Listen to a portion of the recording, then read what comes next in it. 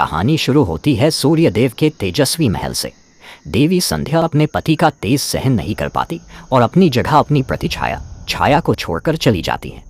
सूर्यदेव और छाया की मिलन से एक बालक जन्म लेता है जिसका रंग कोयले जैसा काला है। जब सूर्यदेव बालक को देखते हैं वो क्रोधित होकर कहते हैं, ये मेरा पुत्र नहीं हो सकता। सूर्यदेव के ये शब्द देवी छाया का दिल तोड़ देते हैं। नन्हे शनि अपनी माँ की आंखों में आंसू देखकर गुस्से से भर जाते हैं। शनिदेव ने पहली बार अपने पिता सूर्यदेव की तरफ देखा। उनकी दृष्टि इतनी प्रचंड थी कि सृष्टि का चक्र हिल गया।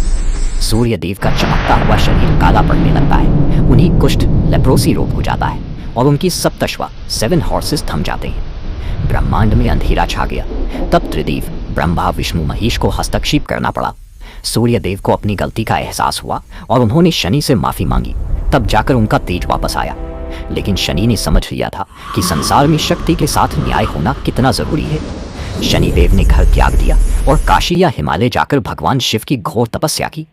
हजारों सालों तक शनि कड़ी धूप बारिश और बर्फ में बैठे रहे। उनका शरीर और भी सख्त और शक्तिशाली हो गया।